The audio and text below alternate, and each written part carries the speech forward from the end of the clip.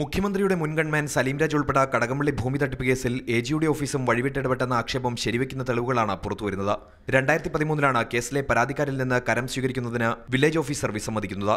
കരം സ്വീകരിക്കാത്തത് സംബന്ധിച്ച പരാതി ലഭിച്ചതിനെ തുടർന്ന് 2014 ഏപ്രിൽ 19 ജില്ലാ കളക്ടറായിരുന്ന Biju Prabhakar advocate general K P. ദണ്ഡപാണിയിൽ നിന്ന് നിയമോപദേശം തേടി. ഏപ്രിൽ 21 എജി നൽകിയ ഈ നിയമോപദേശമാണ് വിവാദമാകുന്നത്.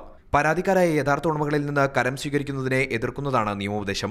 മാത്രമല്ല, കരം സ്വീകരിക്കരുതെന്ന് സർക്കാരിന്റെയോ ഏതെങ്കിലും കോടതിയുടെയോ ഉത്തരവ് നിലനിൽക്കുന്നുണ്ടോ എന്നായിരുന്നു കളക്ടർ ആരാഞ്ഞതെങ്കിലും ഇതിന് കൃത്യമായ മറുപടി നൽകുന്നതിന് പകരം കടകംപള്ളിയുമായി ബന്ധപ്പെട്ട കോടതികളിൽ കേസുകൾ നിലനിൽക്കുന്നുണ്ടെന്നും കോടതി ഉത്തരവുണ്ടാകുന്നതുവരെ കരം സ്വീകരിക്കേണ്ടെന്ന നിയമോപദേശവും എജി നൽകി.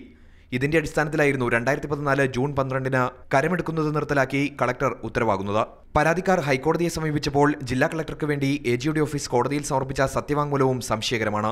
ജസ്റ്റിസ് വിനോദ് ചന്ദ്രന്റെ ബെഞ്ചിൽ സമർപ്പിച്ച സത്യവാങ്മൂലം കടകംപള്ളിയുമായി ബന്ധപ്പെട്ട് കളക്ടർ നൽകിയ വസ്തുതാവിവര റിപ്പോർട്ടിലെ വിവരങ്ങൾ പൂർണ്ണമായി ഉൾക്കൊള്ളാത്തതും പരാതിക്കാരെക്കുറിച്ച് തെറ്റായ വിവരങ്ങൾ ഉൾക്കൊള്ളുന്നതുമാണെന്ന് വ്യക്തമാണ്.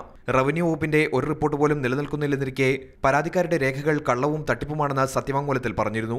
സംസ്ഥാന സർക്കാരിന് വേണ്ടി ജില്ലാ കളക്ടറിന് വേണ്ടി അഫിഡവിറ്റ് സമർപ്പിച്ച എജി ഓഫീസിൽ നിന്ന് മണിലാൽ എന്ന ഗവൺമെൻറ് ബീഡർ ഞങ്ങളെല്ലാം കള്ളന്മാരാണെന്നും ഞങ്ങളുടെ റെക്കോർഡുകളെല്ലാം റോങ് ആണെന്നും എന്നുള്ള രീതിയിൽ ഒരു അഫിഡവിറ്റാണ് കൊടുത്തത്. യഥാർത്ഥ ഉടമകളെ തട്ടിപ്പുകാരായി ചിത്രീകരിക്കുന്നതും പ്രതികളെക്കുറിച്ച് മൗനം പാലിക്കുന്നതുമാണ് സത്യവാങ്മൂലമെന്നതും എജിയുടെ ഓഫീസിനെതിരായ ആക്ഷേപത്തിന് മൂർച്ച കൂട്ടുന്നു. മിഥുൻ സുരേന്ദ്രൻ, മാതൃഭൂമി ന്യൂസ്, തിരുവനന്തപുരം. ആവശ്യം കോടതി തള്ളിയതോടെയാണ് ടി.ഒ. സൂരജ് സിബിഐയുടെ കൊച്ചി ഓഫീസിൽ നേരിട്ടെത്തി ഇതേ ആവശ്യം എഴുതി നൽകിയത്. അന്വേഷണ ഏജൻസിയാണ് നുണപരിശോധനയ്ക്ക് അപേക്ഷ നൽകേണ്ടതെന്ന് സൂരജിന്റെ ആവശ്യം പരിഗണിച്ച